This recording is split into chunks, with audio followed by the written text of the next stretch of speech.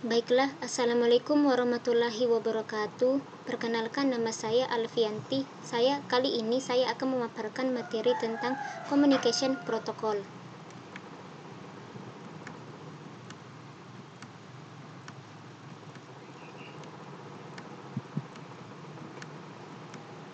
Adapun pokok pembahasan yang saya akan paparkan yaitu yang pertama, DOC Model, yang kedua, Layer DOC Model, yang ketiga, TCP/IP Protocol Suite, yang keempat, Addressing.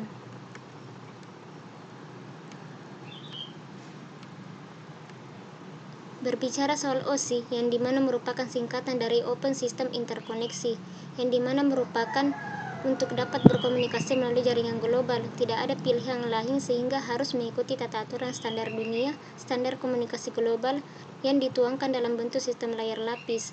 Dan sistem layar memiliki fungsi masing-masing dan standar layar untuk komunikasi data yang hingga saat ini diaplikasikan dan masih sesuai dengan kondisi pengembangan sistem jaringan.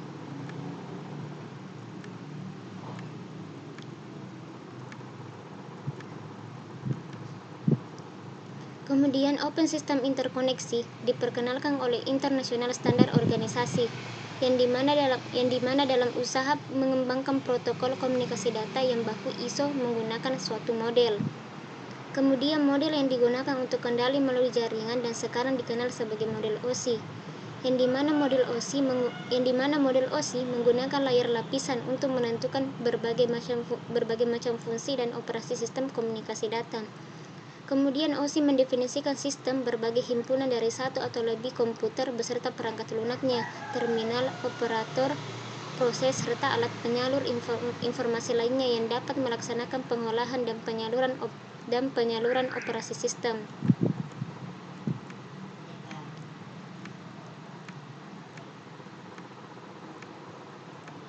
Selanjutnya, OSI menggunakan 7 lapisan atau layer yang dimana tiap layer berdiri sendiri, tetapi fungsi dari masing-masing layer bergantung dari keberhasilan operasi layer sebelumnya. Layer fisikal, link data, layer 1 yaitu fisikal, layer 2 yaitu link data, layer 3 yaitu network, layer 4 yaitu transport merupakan bagian dari orientasi layer network, yang dimana berfungsi untuk membentuk sambungan antara dua sistem yang hendak berkomunikasi melalui jaringan yang ada dan mengendalikan proses pengalihan informasi melalui sambungan, yang dimana ini memberikan pelayanan yang handal dan tidak bergantung pada jaringan pada layar yang lebih tinggi. Kemudian dapat memberikan transfer service karena pada layar ini pesan dapat disalurkan atau dialihkan dari sumber ke tujuannya, sehingga mereka merupakan interface antarmuka antara terminal dan jaringan yang dipakai bersama.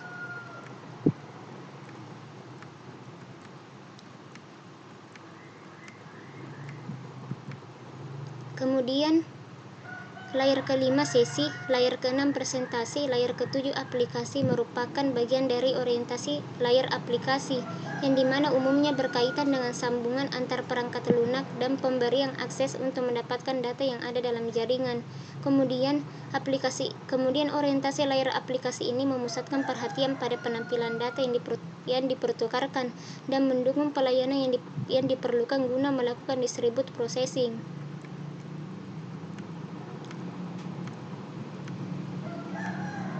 Adapun implementasi dari protokol, yang dimana model OSI hanyalah sebuah teori tentang cara melihat komunikasi dalam jaringan, dan setiap layer menspesifikasikan standar untuk diikuti saat mengimplementasikannya suatu jaringan. Akan tetapi perlu diingat bahwa layer-layer OSI tidak melakukan tugas-tugas yang real. OSI hanyalah model.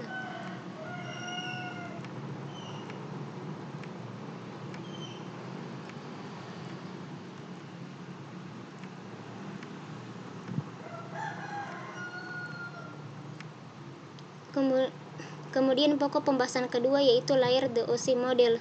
Yang pertama, physical layer, yang dimana memberikan ketentuan tentang cara menyalurkan bit data melalui media komunikasi. Yang kedua, data link layer, yang dimana menyalurkan data melalui saluran ke jaringan secara bebas kesalahan, dan pengirim mengirimkan data sesuai dengan pola yang telah disepakati dan dinamakan data frame. Yang ketiga, network layer, yang dimana layer ini mengatur segala sesuatu yang berhubungan dengan pertukaran data atau informasi antar pemakai, software aplikasi, software aplikasi atau peralatan sistem komputer. Yang keempat, transport layer, yang dimana transport layer berurusan dengan pemilihan jenis jaringan yang akan digunakan untuk suatu komunikasi tertentu.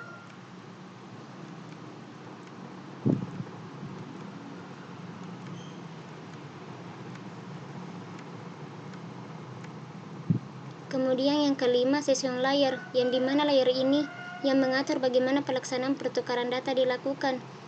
Kemudian yang keenam, presentasi layer, yaitu yang dimana presentasi layer meyakinkan bahwa pesan yang diterima oleh semua terminal dapat dimengerti oleh terminal tersebut.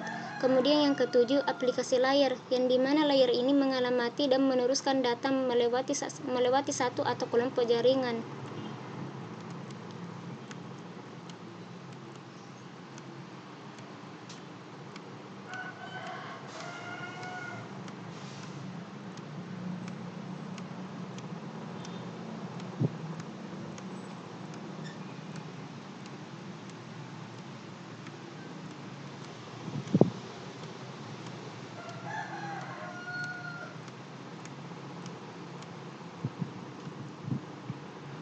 Kemudian, berdasarkan penjelasan fungsi setiap layer pada model OSI, maka fungsi dapat digambarkan sebagai berikut. Yang dimana OSI model memiliki fungsi, yang dimana setiap layer OSI model memiliki fungsi. Yang pertama itu aplikasi, yang berfungsi yang dimana fungsi khusus seperti transfer file, terminal virtual, electronic mail. Yang kedua, presentasi layer, yang memiliki fungsi yang dimana format data dan konversi karakter atau data. Yang ketiga, session, yang dimana negosiasi dan pendirian hubungan dengan node yang lain. Yang keempat, transport, ketentuan untuk pengiriman data. Yang kelima, network, penyaluran paket-paket informasi melalui banyak network. Yang keenam, data link, mentransfer satuan informasi, frame, dan pengecekan terhadap error. Kemudian physical, transmisi data mentah melalui saluran komunikasi.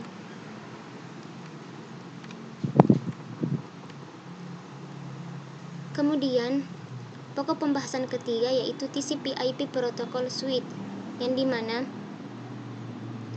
protokol kontrol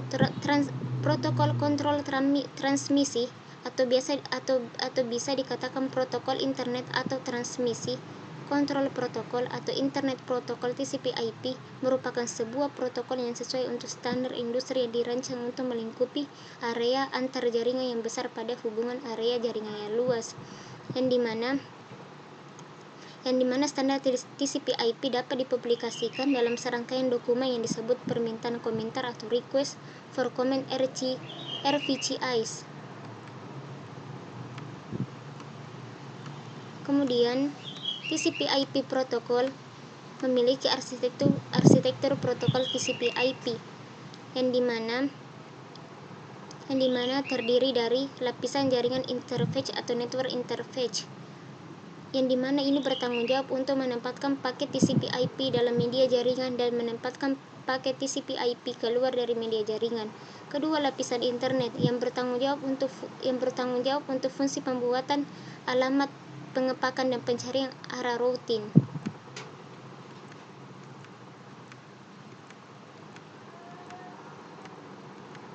Kemudian lapisan transport, yang dimana ini bertanggung jawab menyediakan lapisan aplikasi dengan bantuan dan layanan komunikasi datagram.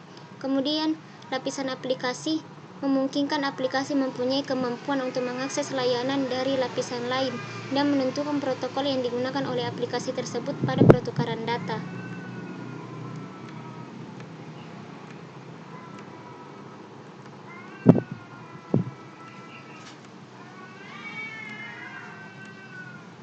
Kemudian untuk pokok pembahasan keempat,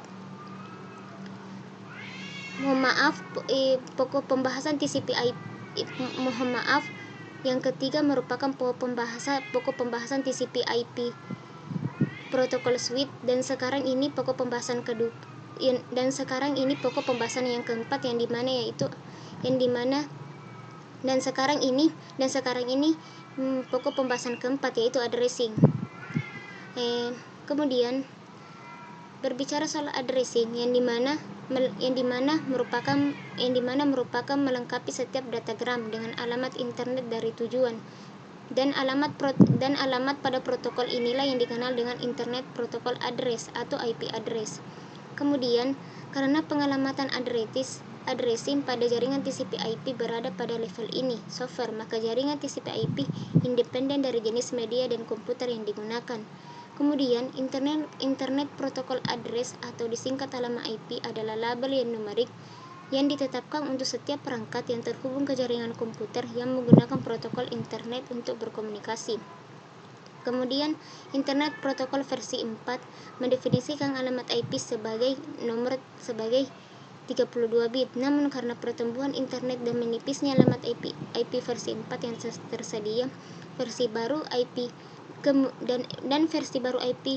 menggunakan 120 dan versi baru IP atau dikenal dengan istilah IP versi 6 menggunakan 128 bit untuk alamat IP distandarisasi pada tahun 1998. Baiklah, itulah tadi materi yang saya sampaikan. Mohon maaf bila ada kesalahan. Wassalamualaikum warahmatullahi wabarakatuh.